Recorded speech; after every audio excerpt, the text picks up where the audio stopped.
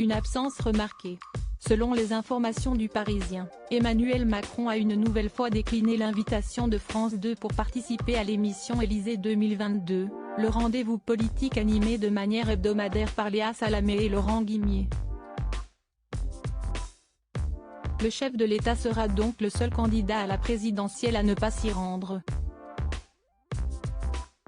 Il était pourtant attendu ce mardi 5 avril en première partie de soirée, tout comme Valérie Pécresse, Anne Hidalgo, Éric Zemmour, Yannick Jadot et Philippe Poutou. Officiellement, le président sortant a un problème d'agenda qui l'empêche de se rendre dans l'émission. On a fait des choix, comme on n'a pas fait BFM ou CNews, par exemple, a indiqué son entourage à nos confrères du Parisien. Pour le remplacer, France 2 avait pensé au porte-parole du gouvernement, Gabriel Attal. Mais cette solution ne conviendrait pas à ses concurrents.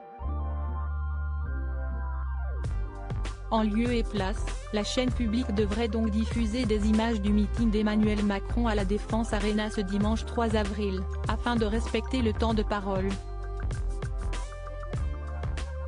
Pourquoi refusez-vous les invitations de France 2 ? Certains commentateurs estiment que le président de la République voudrait France 2. Son staff assure pourtant qu'il n'y a aucun problème avec France 2, ni avec le service public. Il y a 10 jours, il s'était rendu sur le plateau de Dimanche en politique sur France 3, et dans Outre-mer 2022 la même semaine, diffusé sur la première, chaîne d'Outre-mer. Côté chaîne privée, le candidat de la République En Marche est allé sur TF1 et s'y rendra à nouveau mercredi soir, ainsi que sur M6.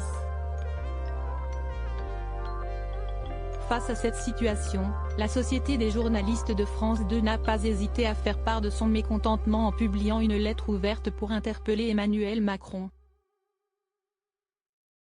Pourquoi refusez-vous les invitations de France 2 ? Interroge-t-elle tout d'abord, avant d'ajouter, à 6 jours du premier tour, vous refusez pour l'instant toutes les invitations de France 2.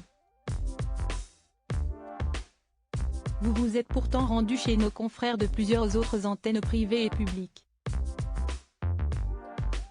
Pourquoi les téléspectateurs de France 2 n'ont-ils pas la possibilité de vous entendre sur leur chaîne ?